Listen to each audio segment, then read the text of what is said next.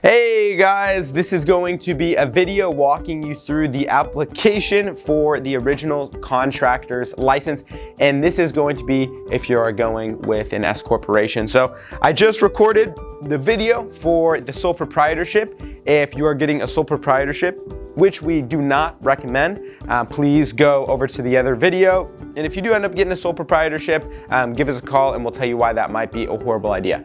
Okay, so I'm going to start off application for original contractor's license going with a corporation. So right here, section 1. So what we're going to start off with, right? Number 1 is going to be the full new business name. Now again, you're going with a corporation, which means you probably already got a corporation. We might be filing it right now. You may have got it with someone else. Whatever the reason is, you'll obviously have a full new business name for this, and whether it's us or someone else, they'll obviously file that for you, and they'll get back to you with whatever business name you got. So you're gonna put that business name here, okay?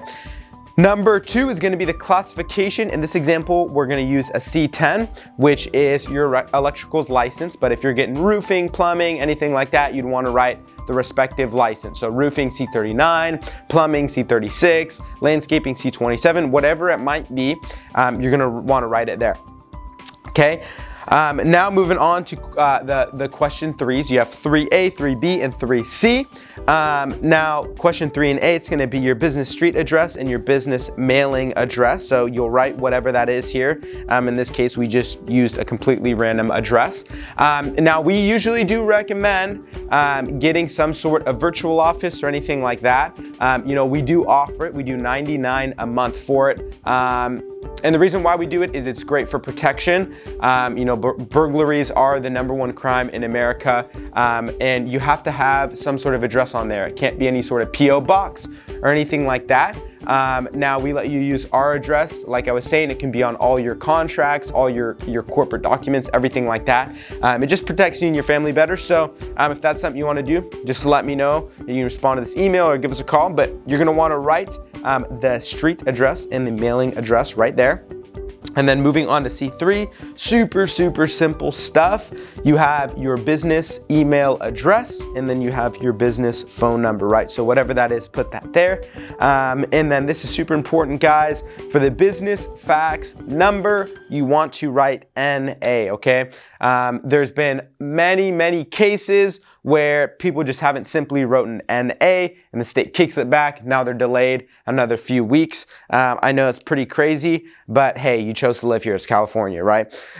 So moving on, right? So that's going to be it for section 1. We're moving on to section 2. Now I know there's a little bit of whiteout right here.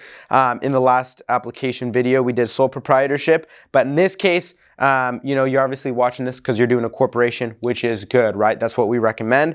So you're going to want to mark California Corporation. Again, this is under section 2. You want to mark California Corporation, and then you will put in the corporation number. Now, if you don't know what that is and you got your corporation with us, please give us a call, give us a text. We'll make sure we can get that over to you. And if you got it with someone else, give them a call, right? So right under here, that's going to be it for section 2. Section 3, it's basically getting into just your info, right? So in this case, we used the guy, Joshua Gonzalez. Have no clue who that guy is. It's probably a real guy. Hopefully there's not a Joshua Gonzalez watching this video because he's going to be really confused. So first name is Joshua. Last name is Gonzalez. If you do not have a middle name, again, please put an A. We don't want the state kicking it back for being stupid, right? So you're going to want to write N.A. if you have no middle name. Obviously, if you have a middle name, write that. Date of birth, write down whatever it is. In this case, this guy was born in October 31st, Halloween of 1982. He's getting a little old, but never too old to dream, right? So you're going to want to put that there. Now go through your social or ITIN, pretty simple stuff. Resident street address. So if you were smart and you ended up going with a virtual office, whether it was with us or someone else, you still want to put your residence, so your place of dwelling, where you live. This isn't going to be on any public record or anything like that, so you don't have to worry about that. The only thing that's going to be public is the business mailing address and the business street address. So the state's basically just asking you, hey, if we need to send you anything, for example, mailing you your contractor's license or just knowing where you live for our records, we'll have that here because they actually will mail the contractor's license to your mailing address. So put your address right there.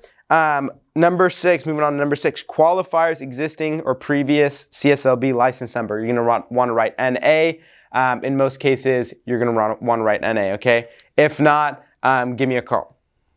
Percentage owned by the business, or percentage of new business owned by the qualifier. Now, since this video is going over the corporation, it kind of just depends what you're doing, right? So say you have your son, or you have another business partner, or your wife. That is going to be on this corporation with you. You want to divvy that out however you want to, right? So in most cases, and you can give me a call if this doesn't make sense, you know, guys end up doing 100%, but in some cases, for example, if you're looking to get state jobs or anything like that, you can actually have your wife own 51% of the corporation.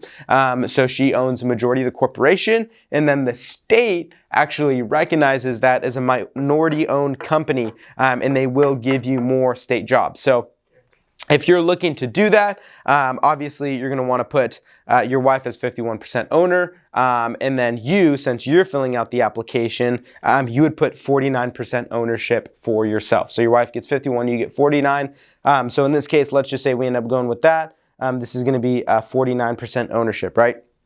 Driver's license number, residence phone number, and then excuse this, forgot to white this out. This is if you're doing a DBA, which we don't recommend. So make sure that's not there. If you accidentally mark that, white that out, okay? You're going to want to mark responsible managing officer. So you would mark, you know, the RMO and then whatever title you are. So in this example, we're having the wife be on the corporation as well. But if it is just you, you are going to want to write right here, president, secretary, treasurer. So president, comma, secretary, comma, treasurer, okay? Let's say your wife's going to be on this as well. We're just going to use this as an example. And you want to be the president. You're just going to want to write president. We'll date this, signature this, and print that. Pretty simple stuff. All right, moving on to the next page. Now, in most cases, like I was saying, if you're owning 100% of the corporation, throw this page away, trash it, you don't need it, okay? But in this specific example, we are gonna put that the wife is part owner on the corporation, right? So right here, first thing you're gonna wanna do, first things first, at the very top of the application, you're gonna wanna write the business name. So I think in this case, we went with Electric Company, Inc. Okay, now moving on, this is going to be the information of your wife, your daughter, your son, whoever you're putting on the corporation. This is going to be the info of them. So let's just say your wife's going on here, Nancy. She doesn't have a middle name either. Again, if she doesn't have a middle name, you're going to want to write N/A and then last name, Gonzalez. Hopefully she took your last name and you didn't take hers. All right, moving on to the date of birth. Let's just say you were born in 1982 for whatever reason. She was born, January 10th of 1926, right? Who knows? We got some older folk out there who want to give a love to everyone, right? So we're going to do Social Security or ITIN. She'll write whatever that is. Hopefully this is no one's social security. That would be a little bit awkward, right? So we're going to have that, the resident address, wherever she dwells. Hopefully this is a healthy marriage and she dwells where you dwell. Okay, so it's going to be Temecula, Hemet, whatever it was. I honestly forgot what Joshua's address was in this example. All right, driver's license numbers. Again, super basic, whatever that is. And now here, title or position, whatever she is. In this case, Nancy, if she's going to be the owner, general partner, limited partner, director, member, manager, officer. We're going to say that she's an officer, and you got the president title, and you wanted to give her secretary and treasurer. Boom, treasure her, treasure your wife, gentlemen. All right, so we have that, and then you're gonna wanna write the residence phone number. Let's just say it's 951-232-8621. Hopefully that's someone's phone number. Again, that would be pretty awkward. All right, so we pretty much have everything filled out. She's just gonna want a signature, date it, and print at the end. So let's say it's Nancy Gonzalez, and then print a name, Nancy Gonzalez, and she filled it out on 01/01/24. All right, and then this applies for anything else. So if you have more people on this corporation, you're going to want to keep writing it out. So if you have, your son on it and then another business partner, you're going to want to keep filling it out. And yeah, so that's going to be the page 2. So we're going to go through that. All right, now we are on to page 3, section 5. Super, super simple here, ladies and gentlemen. At the very top, first things first, write your business name, right? So the state will, in most cases, send it back if you don't have your business name. Again, I know it's stupid and kind of crazy, but again, you chose to live in California, right? So you're going to want to write your business name at the very top. And then you're going to want to write, it's going to be the same pretty much all across the board, right? No, no, no, yes, blank, no. Now, for whatever reason, you're reading over these questions and you're like, hey, I think number 14, I should check. Well, in that case, you are filling out an RME application. You should be watching, not this video, you should be watching the RME application video. So if you're not doing an RME or an RMO, this is blank. If you are, please watch the other video. All right, so that's going to be it for section 5. Really, really straightforward. Now we're going to go on to question 6. Again, super straightforward. First things first, you're going to want to put your business name at the very top. So Electric Co. Inc. And then no's for all of these. If you have any sort of journeyman or apprentice program or anything like that, you can include it if you want. It's just another step and another hoop you have to jump through. But if that's something you want the state to know, go for it. I'm not stopping you, right? That's going to be it for this. And then certification of work experience, right? The whole, oh my gosh, I need someone to sign off for me. This is that page, right? So we're gonna go through this. So super simple and straightforward paperwork page, okay? So you have part 1 and part 2. We'll go over part 1 first. So again, we're gonna have the qualifier's full legal name. This is gonna be you. So in this case, Joshua Gonzalez, he doesn't have a middle name, so he's gonna write N.A. If you have a middle name, write the middle name. Business name of company where the experience was gained, or if you were self-employed, leave this space blank and check this box. So in this case, we're going to say that he wasn't self-employed, but if you were, you're going to want to check this box right here and you move right on to question 4, right? You can skip this and you can skip this. Okay, so we're going to say that it was gained at the company TJS Electric. Shout out to my boy Taylor Silva, contractor that graduated through the school.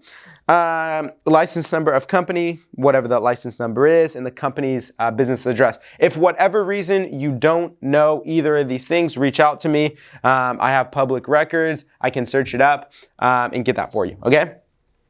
Was the experience obtained working on a property as an owner builder? No, it wasn't, all right? Super, super simple stuff, right? That's just kind of super simple stuff. Now we're moving on to part 2 where we get the signature, okay? So you are going to want to do either full-time or part-time, all right? If it's full-time, it has to be 4 years full-time experience. If it's part-time, it has to be 8 years of part-time experience, okay? So in this case, we're gonna go with full-time, and we started working January 1 of 2018 to January 1 of 2024. That comes out to 6 years and 0 months, right? Whatever you choose, if it's October, 4th of, 2016 to March 3rd of 2023, just make sure you do your addition correctly. There's been so many cases where people have sent me their application to check it out, and then boom, it is wrong. They can't, either they dropped out of high school or they just struggle with addition. So make sure you get that checked out by, another peer or something like that, right? So number 6, again, this is going to be the paragraph. Now you see a ton of squiggly lines here. That's basically just saying this whole paragraph has to be filled out. Now, if you don't know what to put, please contact me. Now we're moving on to question 6, the paragraph that they're going to want to fill out. And if it looks weird, all the pages were over here and now they're stacked, it's because I dropped this and our editor guy edited it out, right? So we are going to move on to question 6. There's a ton of squiggly lines because that's basically me just saying you need to fill out this entire paragraph here, right? The entire thing. Now, if for whatever reason, the person that you got to sign off for you tries to fill it out and they give like 3 bullet points or they use 1 line, that's great. please contact me. I'll tell you, you know, what you need to fill in the rest. So you can contact us by email. We can help you fill out this entire paragraph again. This is us doing all the heavy lifting for it. So, you know, please reach out to me and let me check it. If they did fill it out or if they didn't, I'll assist you with that. So the paragraph, and then here, my business relationship to, in this case, it's going to be Joshua Gonzalez. All right, and then I got a contractor to sign off for me. His license number was 11111, blah, blah, blah. Okay, now it's just super simple stuff from him. You have the certifier's street address, so the contractor that signed off for you. You want to put his address here, his phone number and his email address, and then his fax number. In most cases, he's not going to have a fax number. Just put NA. Again, the state is crazy, right, when it comes to that. Now, the signature, this is literally it, ladies and gentlemen. It'll probably take him 1 second, okay? It takes him probably literally 1 second to do the signature. So if the contractor or whoever it is tries to say, yeah, I'll sign off for you, but you got to give me 50 grand for me to sign off. You know, you screw that guy, find another guy to sign off for you. That guy is a nut job, right? It takes him 1 second. If he thinks, you know, 50 grand is worth 1 second of his time, that guy, I mean, he might just be a trillionaire, right? In which case, maybe you do want to get a signature. So you put his signature there. He'll have his printed name and the date. And other than that, that's pretty much it. If you have any questions, please feel free to reach out. And always, even if you feel like you got every single point written down here and you did it perfectly and followed it exactly to what I said, still please send it over for me to double check. But other than that, ladies and gentlemen, take care and goodbye.